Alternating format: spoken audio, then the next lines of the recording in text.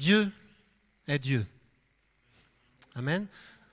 J'ai envie de dire, quand on a dit ça, on a tout dit. Mais effectivement, c'est ce que je vais vous encourager à vivre et aussi à proclamer ce matin ensemble avec un verset en particulier. Alors, s'il peut être affiché, c'est bien. Il s'agit de Ésaïe 43. On va prendre plusieurs versets de ce chapitre ce matin, mais on va lire là ensemble les versets 10 à 13. Ce verset, je l'ai lu tout récemment avec la mission Agapé France, et j'ai trouvé que ce verset, autant ceux qui pouvaient en retirer pour cette année, était pertinent. Alors j'ai voulu le reprendre pour ce matin.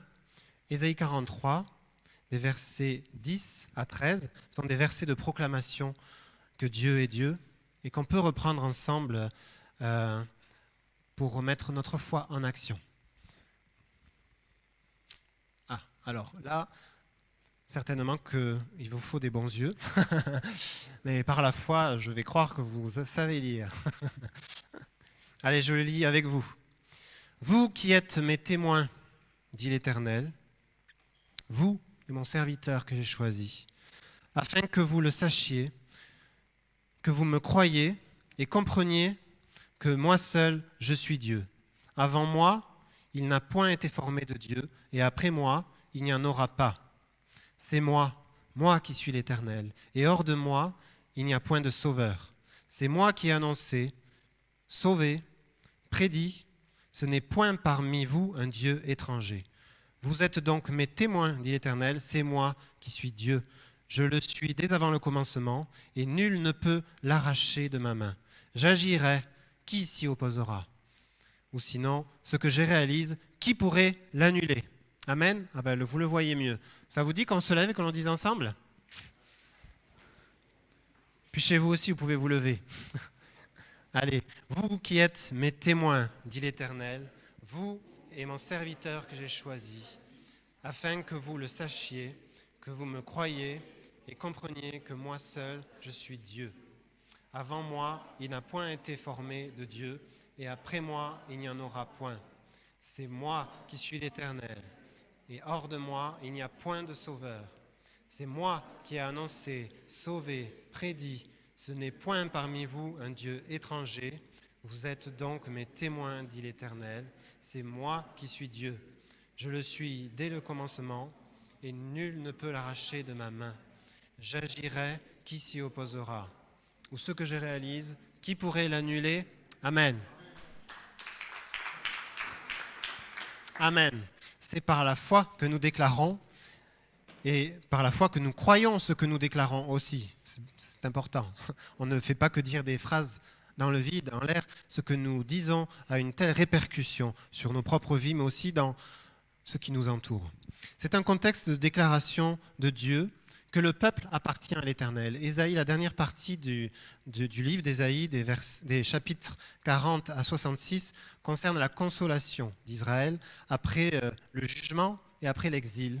Donc il est annoncé là un avenir qui est fait d'espérance pour le peuple et même pour les nations, parce que dans tous ces chapitres-là, on trouve ce qu'on appelle des prophéties messianiques, c'est-à-dire qui annoncent 500 ans avant le Christ sa venue et ce qu'il fera, même parfois sur des détails qui se révéleront exacts. Et le Seigneur nous dit dans ces chapitres aussi que ce salut qu'il veut opérer pour son peuple est motivé par l'amour qu'il a pour son peuple.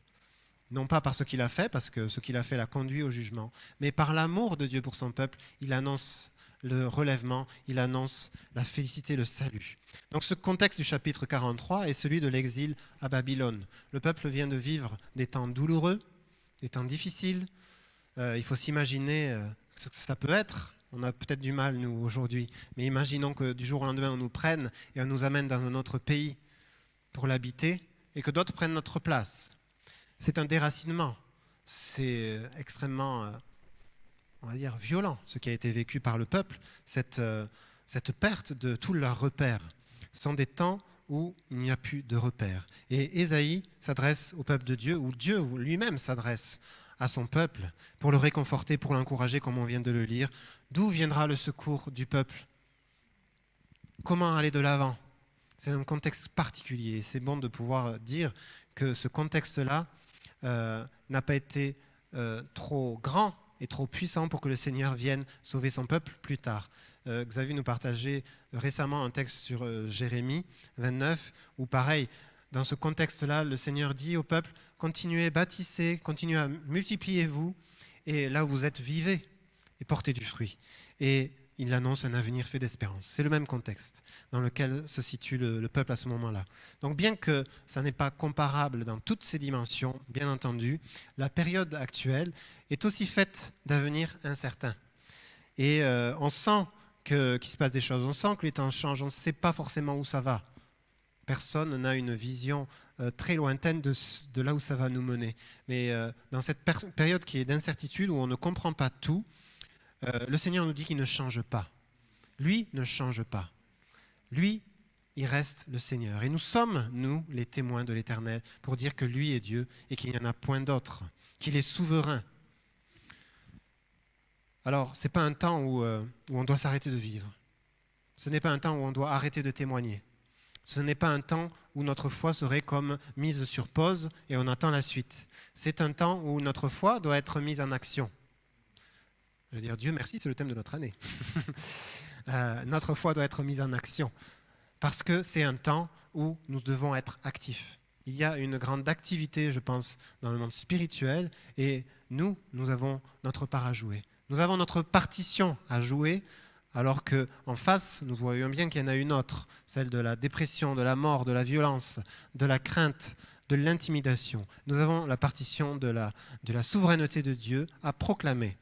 Et si l'Église ne le fait pas, qui le fera ? Donc oui, ce contexte n'est bien sûr pas comparable dans ses dimensions, mais on est aussi dans ce temps où on a l'impression qu'il n'y a pas d'avenir, où on a l'impression que tous nos repères sont perdus.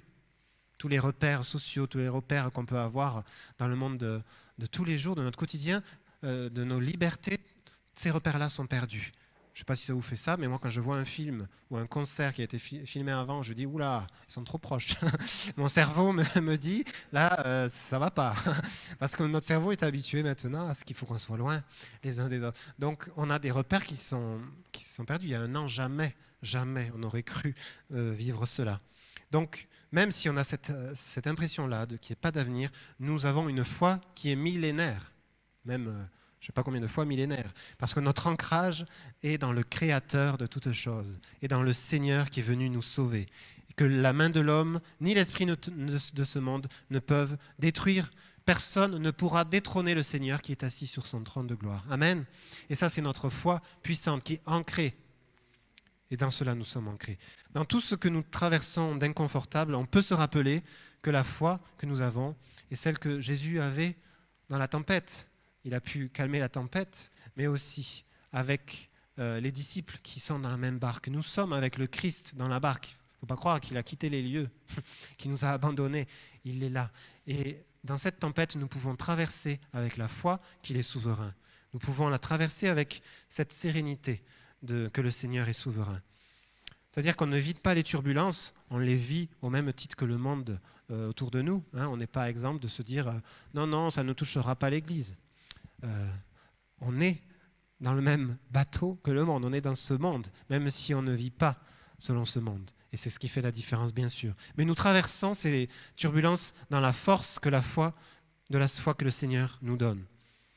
Ah, si seulement le Seigneur nous disait qu'il était avec nous. Ça ferait une différence, non ? Non ? Eh bien, c'est le verset 5. « Ne crains pas, car je suis avec toi. » Si le Seigneur nous disait qu'il est avec nous, peut-être que le peuple soupirait après ça, une fois en exil. « Ne crains pas, car je suis avec toi », nous dit le verset 5 d'Ésaïe 43. Cette parole pour l'Israël en exil devait être tellement puissante, tellement réconfortante. Eux qui avaient la tête courbée, ils ont pu relever la tête par la force de la parole de l'Éternel, rien que la parole de l'Éternel qui dit « Je suis avec toi », mais quelle différence majeure. Ça change notre vie. L'Éternel est toujours Dieu et nous sommes toujours son peuple. On peut le dire ça ? L'Éternel est toujours notre Dieu et nous sommes toujours son peuple. Il est là. Alors, le peuple, certainement, s'est retrouvé en exil et se dit « On n'a rien compris de ce qui s'est passé là ». Pourtant, il faut dire qu'il y a eu des annonces et des annonces et des annonces avant que le jugement soit fait. Mais waouh, on n'a pas compris ce qui s'est passé. Mais pourtant, le Seigneur est toujours notre Dieu et nous sommes toujours son peuple. Alors le Seigneur est avec nous, non seulement il le dit, mais en plus il le répète dans sa parole. Je n'ai pas relevé tous les versets où le Seigneur le dit, mais juste quelques-uns. Ésaïe toujours 41, verset 10. Sois sans crainte, car je suis avec toi. N'ouvre pas des yeux inquiets, car je suis ton Dieu, je te fortifie. Je viens à ton secours et je te soutiens de ma droite victorieuse. Ésaïe toujours 40, verset 31. Ceux qui espèrent en l'Éternel renouvellent leur force. Jésus lui-même a dit, je suis avec vous jusqu'à la fin du monde. Luc 8, 50, ne crains pas, crois seulement. Et le Seigneur nous demande, dans ces temps que nous vivons, de croire. De ne pas être dans cet esprit de crainte dans lequel on veut nous plonger la tête sous l'eau comme si on ne pouvait pas en ressortir.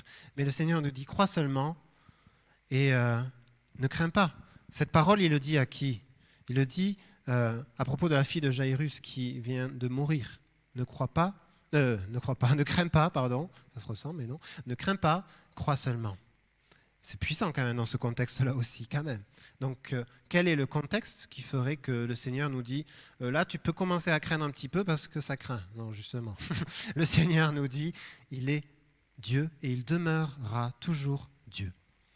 Face à l'inquiétude, le découragement, la violence qui nous entoure, la rébellion, le complotisme, la dépression, l'esprit de dépression et de mort qui veut nous accabler, nous voulons être la voix de la foi. Et la voix V-O-U-X et V-O-U-E. V-O-I-E. Oh là là, c'est dur. Mais vous me suivez. La voix de la foi. La voix de la victoire de Christ sur l'ennemi de notre âme. La voix de la foi sur la crainte, sur le péché qui voudrait nous entourer et qui veut nous séparer de notre Créateur. Non, nous avons cette voix de l'espérance qui est aussi notre assurance. Et c'est notre partition à jouer, comme je vous le disais tout à l'heure. C'est moi qui suis l'Éternel, et à part moi, il n'y a point de sauveur. Donc soyons clairs, il est légitime face au vent contraire, face au contexte que nous pouvons vivre, de se sentir fragilisé, de se sentir bousculé, de se sentir bouleversé même par ce qui se passe. C'est humainement normal de se sentir parfois démuni ou face à tant de choses qui se passent autour de nous, de se dire les bras m'en tombent. Mais nous ne devons pas rester dans cet esprit-là. Nous devons continuer à aller. Et le Seigneur continue à nous dire, ne crains pas, crois seulement. Ne crains pas, je suis avec toi. Le Seigneur continue et continuera perpétuellement à nous dire qu'il est notre Seigneur et notre Dieu et qu'on peut s'ancrer en lui. Donc oui, c'est inconfortable ce que nous vivons, mais ça ne doit pas nous inconforter pour autant, car il nous réconforte. La vie chrétienne n'est pas sans défi, ni sans questionnement, ni sans deuil, ni sans opposition, ni sans souffrance. La parole nous dit même de nous préparer à la souffrance, à la persécution, à cause même de cette foi que nous avons. Mais autant qu'elle nous dit de nous préparer, elle nous équipe pour affronter cela. Elle nous équipe pour porter la voix, pour porter la proclamation de qui est Dieu, pour continuer à avancer. La foi apprête nos cœurs à affronter tout ce que l'on pourra être amené à affronter dans notre vie terrestre. Mais cette persécution qui fait partie de l'histoire de l'Église ne l'a jamais arrêtée. Si on est là aujourd'hui, c'est parce qu'il y en a qui ont tenu bon face à la persécution, qui ont été même des martyrs. Nous sommes libres aujourd'hui et nous nous battrons pour continuer à l'être parce que d'autres ont combattu le bon combat. Et nous voulons continuer ce bon combat. Nous n'allons pas nous abandonner à cause du Covid, non ? Donc oui, nous avons un combat à mener, toujours contre l'injustice, toujours contre la mort, dans nos paroles, dans la confession, mais aussi dans les œuvres que nous levons pour servir la terre. Nous l'avons chanté. Nous sommes sur terre pour servir. Donc notre abri sûr, c'est Dieu qui nous tient dans ses mains. Il y a une chose qui reste inébranlable et certaine et éternelle, c'est que Dieu est Dieu. Il est avec nous jusqu'à la fin, ce qui signifie qu'il est là aujourd'hui, présent. Et de là, nous tirons toute notre force et toute notre espérance. Donc, c'était ce premier point avec ce verset, Dieu est Dieu. En deuxième point, je veux nous continuer à nous encourager à venir à Dieu dans ce temps présent. Où mettre notre confiance ailleurs qu'en lui ? Peut-être que dans cette période où tout est basculé, tout est bousculé, on est bousculé parce qu'on a mis notre confiance ailleurs. qu'en Dieu. Et donc là, si ça vacille fort, c'est un encouragement à revenir au Seigneur, à revenir mettre notre ancrage et notre confiance en lui. Le monde autour de nous, on le voit, s'entête à vouloir vivre comme avant, de courir à sa perte comme il a toujours finalement couru, puisque le monde, selon l'esprit de ce monde, de l'ennemi, ne peut pas construire durablement. Il construit sur le sable. Nous voulons construire sur le roc. Et autour de nous, voilà, c'est ce fonctionnement, cette tension, j'allais dire, qu'il y a autour de nous entre ce qui était et ce qui va venir. Parce qu'on veut continuer à vivre comme on vivait avant. La pression est forte. Et ce temps nous amène, nous, vers notre Sauveur. Si la pression est forte, venons vers notre Sauveur et remettons-lui notre confiance. Remettons au Seigneur le contrôle. C'est aussi le sens des paroles d'Ésaïe, de dire le Seigneur est Dieu, donc c'est lui qui est au contrôle. Remettez toutes choses, remettez votre vie entre ses mains, parce que c'est lui qui est Dieu. Ce n'est pas des dieux étrangers avec qui vous vous êtes prostitués, que vous avez placés au milieu du peuple. Ce n'est pas eux qui ont prédit, ce n'est pas eux qui ont sauvé. C'est moi et moi seul. Donc devant nos interrogations face à ce que nous vivons, le Seigneur nous attire gentiment mais sûrement à lui, à sa présence, parce qu'il veut déverser son cœur en nous. En attendant son retour, parce que nous sommes toujours dans cette attente-là, et nous soupirons après notre patrie céleste, mais pour autant, nous pouvons en vivre aujourd'hui la réalité. Notre citoyenneté céleste est déjà là, présente en nous par l'Esprit de Dieu qui habite en nous. Alors, allons encore courir vers le Seigneur. Délectons-nous de sa présence, de ses mets exquis. Fais de l'Éternel tes délices, aujourd'hui encore, parce que c'est de là que toutes nos sources sont. Et prenons le temps pour cela, parce que j'ai l'impression que même si on a plus de temps aujourd'hui, davantage de temps, c'est comme si tout s'accélérait. Je ne sais pas si vous avez cette impression d'accélération des temps. Et donc, finalement, on peut être, même si on a plus de temps, tenté à courir après le temps. Mais le Seigneur nous demande encore de prendre le temps. On a parlé de sabbat dans le premier confinement. Cette dimension de sabbat nous amène à venir tout placer selon le regard de Dieu, voir selon le cœur de Dieu, recevoir sa présence. Et cette dimension-là, elle ne s'arrête pas. De prendre un temps de sabbat, de prendre du temps dans sa présence, de dire, Seigneur, je veux me laisser remplir de ta présence. Arrêtez et sachez que je suis Dieu, nous dit le Seigneur. Revenez à moi. Donc ça ne veut pas dire être inactif, bien entendu, parce que de toute manière, dans la présence de Dieu, même quand on est dans la réception, on n'est pas inactif, parce qu'on reçoit. Il y a un verbe là, qui est le verbe recevoir. Mais on veut vivre les choses en le tournant différemment vers le Seigneur, selon les regards de Dieu.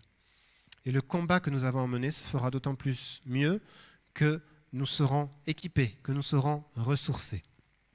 Il demeure à nos côtés, alors prenons sa main et allons chercher avec lui sa volonté pour notre propre vie, pour le monde qui nous entoure, pour notre Église, pour notre entreprise, savoir où est-ce que le Seigneur veut qu'on investisse du temps, de l'argent, où est-ce que le Seigneur veut que nous investissions pour notre famille, pour notre couple. Nous devons continuer à porter du fruit selon l'Éternel. Et que nous puissions voir, Seigneur, avec nos yeux spirituels, par la foi, au-delà de ce qu'on peut voir par nos propres pensées, nos propres réflexions. C'est un défi, mais c'est avec l'Esprit que nous pourrons le relever. Dieu est-il pris de court par ce qu'il se passe ? Est-ce qu'il y a eu un bug informatique dans le ciel ? Ou la connexion n'est pas bonne ? Non. Dieu ne s'est pas laissé dépasser par ce que nous vivons. Les versets 18 et 19 d'Ésaïe 43 dit « Ne pensez plus aux événements passés et ne considérez plus ce qui est ancien. Voici, je vais faire une chose nouvelle. Elle est maintenant en germe. Ne la reconnaîtrez-vous pas ?» C'est versets 18 et 19. « Ne pensez plus aux événements passés, ne considérez plus ce qui est ancien. Voici, je vais faire une chose nouvelle. Elle est maintenant en germe. Ne la reconnaîtrez-vous pas ?» Amen. Le Seigneur nous dit, alors là il le dit au peuple, il annonce ce qu'il va faire déjà pour relever le peuple, mais aussi dans l'annonce de la venue de celui qui va sauver les nations, le Christ. Mais nous voulons dire qu'au travers de cette parole, le Seigneur fait une œuvre, une chose nouvelle, c'est que Dieu gère les temps. Il est souverain dans les temps. Il n'est pas dépassé, il ne s'est pas dit « Ouh là là, je n'ai pas vu venir celle-là, la Covid ». Non, le Seigneur est souverain toujours. Et il fait une chose nouvelle. Nous le croyons, lui ne change pas, mais ce qu'il fait, ce qu'il va faire, et nous le sentons bien, il y a des choses nouvelles qui viennent. On ne sait pas quoi, mais on sait que le Seigneur est à la main d'œuvre. Amen. Si nous sommes appelés à entrer dans des choses nouvelles, alors nous sommes appelés à nous y préparer, à chercher non pas le temps d'avant, comme ça peut être la tentation, comme on en a parlé, mais à chercher le temps présent et les temps à venir, ce que le Seigneur a en réserve. Pour nous, bien sûr, mais aussi pour le monde. Et à marcher dans une parfaite dépendance au Seigneur.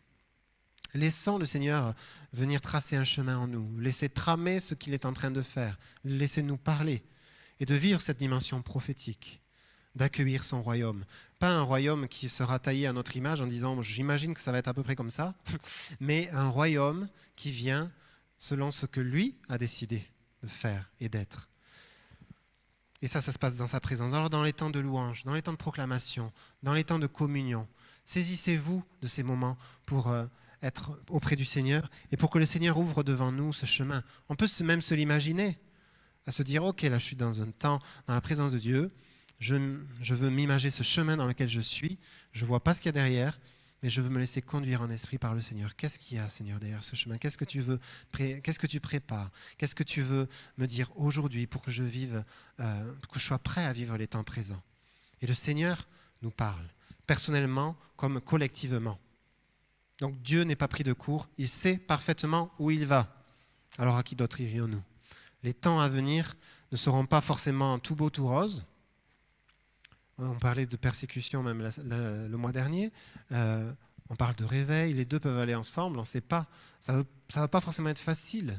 Mais ce que le Seigneur nous dit encore, c'est qu'il a toutes choses entre ses mains et qu'il demeure notre Dieu. Alors prions ensemble, unissons-nous ensemble et courons vers le bon combat. Courons pour mener le bon combat. André nous partageait la semaine dernière 7 clés pour atteindre le but. Vous pouvez réécouter son message. Voilà, il y a des choses, il y a des clés, des choses qui nous sont données pour continuer à avancer, à bâtir sur le roc qui est le Christ. Et quand on bâtit notre vie sur le roc, alors on ne sera pas ébranlé quand vient la tempête. Contrairement à ce monde qui continue à construire sur le sable et où on voit que rien ne tient. Donc cessons donc tout ce qui pourrait se faire sans le Seigneur dans notre vie. Mettons-le au centre. Reconnaissons qu'il est Dieu. Reconnaissons notre besoin de Dieu. L'humilité précède la gloire. Amen. Reconnaissons que nous avons besoin de Dieu, qu'il est Dieu et que notre vie est entre ses mains. L'amour parfait bannit la crainte. Nous sommes sauvés maintenant et pour l'éternité. Et puis un dernier point, troisième point, je voudrais partager sur, on vient d'en parler déjà, mais de continuer sur le domaine de la confession et de la proclamation, qui est un exercice pratique, mais qui nous a été partagé par Jean-Marc Potenti récemment, à plusieurs titres, sur la confession de la parole de Dieu, sur le parler en langue, et aussi sur la prière apostolique qui vous a été partagée par mail, dans le sens de se positionner face aux défis d'aujourd'hui. Donc ce que je dis là va forcément rebondir sur les messages qui ont été dits auparavant par rapport à ça, et d'autres certainement en ont parlé aussi dans ce thème de la foi en action. Mais j'ai commencé ces versets ce message en déclarant la souveraineté de Dieu par les 3 versets que nous avons lus. Et ça a un pouvoir sur notre propre vie et dans les lieux spirituels. Ces versets affirment aussi que nous sommes les témoins que Dieu est Dieu. Nous sommes les témoins de ce qu'il a fait. Alors bien sûr, il s'adresse au peuple d'Israël, mais nous sommes aussi les témoins de qui est Dieu. Amen. Nous sommes les témoins de ce qu'il fait, de ce qu'il a fait, de ce qu'il fera encore. Donc, nous ne devons pas nous taire. En tant que témoins, nous devons dire, nous devons proclamer ce que Dieu est et ce que Dieu fait. Il est le premier et il est le dernier, celui qui se lèvera le dernier. Si on le fait, c'est bien sûr pour nous-mêmes, mais c'est aussi pour annoncer, être les témoins dans ce monde de l'espérance que nous avons, de la vérité que nous connaissons. Et cette espérance, c'est la joie de l'Éternel qui est notre force. Dieu sait ce que nous vivons aujourd'hui, il n'est pas, comme on l'a dit, il n'est pas étranger à ça, et nous pouvons tout présenter à Dieu en déclarant qui il est, selon les principes de la prière apostolique, et on terminera ce message en faisant cet exercice pratique de la prière apostolique qu'on trouve dans Acte 4. Une des clés, c'est vraiment cette confession, prendre le temps de confesser, de proclamer. Les temps que nous vivons, ça représente un temps de combat. Ça ne nous a pas échappé. Une lutte contre l'atmosphère ambiante. C'est pas toujours facile de s'en défaire. Hein. Eh bien, ce combat, nous pouvons le mener par cette proclamation justement qu'on a fait. Et quand on est ensemble, il y a une dimension encore décuplée sur le fait de proclamer la parole de Dieu, proclamer les versets, proclamer les vérités que nous avons reçues peut-être nous-mêmes, des révélations personnelles. Parce que tout ça sont des outils efficaces pour se positionner dans le combat. Dire qui est Dieu, dire qui je suis en Dieu aussi. Il y a quelques années, notre thème, c'était de régner avec lui dans la vie. Vous vous souvenez ? Pour ceux qui étaient là, régner dans la vie avec le Christ. Et nous sommes appelés à régner, à dominer, et non pas à être assujettis par la puissance de Dieu. Alors, dominer déjà en nous-mêmes, je parle, hein, dans notre âme. Parfois, on peut être nous-mêmes écrasés par ce qui peut nous entourer. Mais nous sommes appelés à dominer dans notre vie, avec le Christ, l'esprit de ce monde. Nous sommes appelés aussi à exercer la prière de gouvernement en tant qu'Église. Nous avons une autorité dans ce que nous proclamons, quand nous prions, par rapport à l'atmosphère ambiante dans le pays, dans les nations. Et c'est ça qui est important de réaliser dans le contexte que nous vivons aujourd'hui. Nous voulons vivre cette réalité-là. Dieu nous attend dans le domaine de la foi. Il ne nous attend pas dans l'incrédulité. Il nous attend dans ce domaine de la foi. Et le pas du naturel au surnaturel s'appelle la foi. C'est-à-dire ce qui est naturel, ce que nous pouvons vivre par nous-mêmes. Pour aller dans le surnaturel qui nous dépasse, c'est la foi. Cette semaine, je voyais cette image d'un pont suspendu dans lequel on peut s'engager, mais derrière, il y a le brouillard. On ne sait pas trop où ça va. C'est un peu cette image de la foi. Mais par la foi, nous y allons, parce que nous sommes sûrs de qui est Dieu. Et derrière le brouillard, eh bien, on saura qu'il est là aussi. Donc, s'avancer avec la confiance que Dieu est là, c'est faire quelque chose qu'on n'aurait pas fait sinon. La foi, c'est ça. Hein. C'est faire, c'est proclamer, c'est dire des choses qu'on n'aurait pas fait ou dit sans la foi. Alors, faisons-nous plus de place à la foi dans notre vie ou plus de place à la crainte? Plus de place pour nos pensées ou plus de place pour le Saint-Esprit? C'est par la foi que nous sommes sauvés, mais c'est aussi par la foi que nous sommes guéris, c'est aussi par la foi qu'une situation qu'on peut rencontrer va être changée, c'est aussi par la foi et par le positionnement qu'on va prendre qu'une tentation fuira loin de nous. C'est parce que nous nous levons qu'il y a une différence qui se fait. Devant chaque défi, nous sommes appelés à avoir un positionnement de foi. Et même si ça ne va pas dans la direction qu'on aurait pensé que ça irait, nous demeurons fermes dans la foi que Dieu est Dieu. Le pouvoir de la langue, hein, il a pouvoir de vie, pouvoir de mort, nous dit la parole de Dieu. Faisons donc attention à ce qui sort de notre bouche, et la confession a un pouvoir. C'est Romains 10 qui nous parle du fait que nous devons croire, mais nous devons aussi confesser de notre bouche. Donc la foi, c'est à la fois le fait de croire, mais aussi le fait de dire. Donc ne nous taisons pas. Si la foi, c'est aussi dire, ne nous taisons pas, ne restons pas silencieux devant les événements, mais levons-nous et proclamons.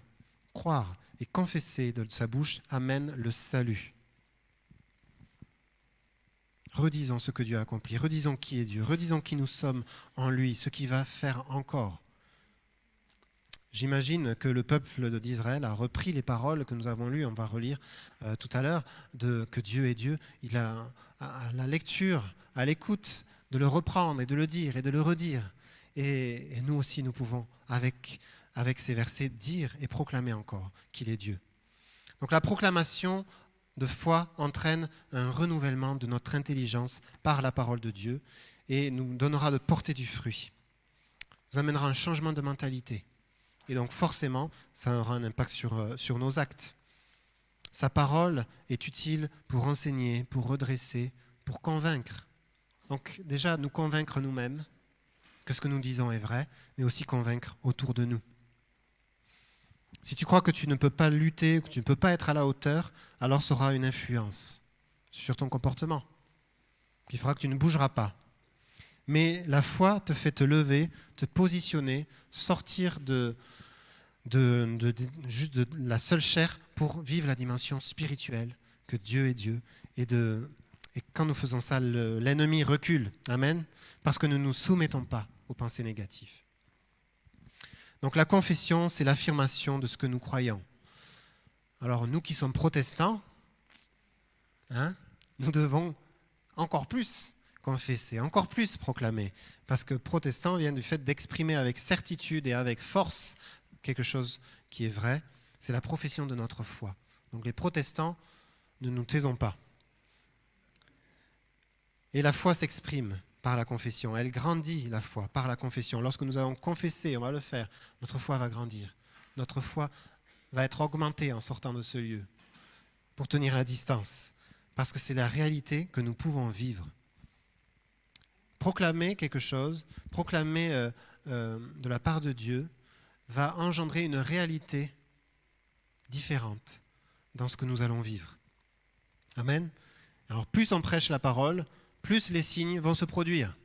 C'est ce que nous dit Marc quand il nous dit « Allez, annoncez et proclamez », Marc 16, eh bien, derrière il dit « Et les signes accompagneront la parole, les signes et les miracles accompagneront notre prédication. » Ce que nous dirons, ce que nous allons prêcher, ce que nous allons prier, seront accompagnés des signes de la présence de Dieu et de l'accomplissement. Amen. Alors nous résistons à toute force de mensonge sur nous-mêmes ou sur les situations que nous vivons. Si nous confessons nos péchés, nous sommes pardonnés, nous dit le Seigneur, et nous sommes accueillis dans la présence de Dieu. Nous pouvons nous tenir devant Dieu. Et je le dis là parce que parfois, le mensonge qui est sur nos vies, c'est que nous ne sommes peut-être pas dignes ou que nous ne pouvons pas. Non, c'est des mensonges de l'ennemi. Nous sommes, par le sang de Christ, légitimes devant Dieu. Amen. Et ça, c'est bon de se le dire à nous-mêmes aussi. Notre confession doit glorifier Dieu. Alors ça, j'emprunte ça à Kenneth Hagin, qui nous dit notre confession doit glorifier Dieu et non le diable. Donc ne parlons pas plus de ce que fait Satan que ce que fait Dieu. Amen. Alors, il a dit des choses qui pouvaient être polémiques, Kenneth Hagin, mais ça, je le crois. Parlons plus de ce que Dieu fait que de ce que l'ennemi fait. Tout l'honneur revient à Dieu. Et que par notre bouche, Dieu soit celui qui domine, soit celui qui règne. Donc notre bouche a un rôle à jouer. Et par la confession, par la foi, nous pourrons sortir la tête de l'eau, nous pourrons avoir un horizon qui sera changé, nous pourrons avoir la tête qui soit relevée et notre mentalité sera transformée. Donc laissons la peur derrière, dehors, parce qu'à l'intérieur, nous n'avons pas reçu un esprit de crainte, mais nous avons reçu un esprit de force. Et c'est le Saint-Esprit qui produit cela en nous. Alors on va se lever ensemble et nous allons proclamer, mettre notre foi en action maintenant. Nous n'allons pas nous endormir, mais nous allons être éveillés à ce que le Seigneur veut que nous vivions maintenant. Ne laissons pas en sommeil notre foi, mais nous allons proclamer. Alors, un de vous peut peut-être prendre le psaume 93 pour le lire à haute voix. Et chez vous, vous pouvez aussi le prendre, le psaume 93, qui est aussi une proclamation que Dieu règne. Et on va proclamer que Dieu règne. Et après la lecture du psaume 93, on reprendra les 3 versets que nous avons vus ce matin et qu'on va réafficher. Qui l'a ? Tu l'as ? Vas-y.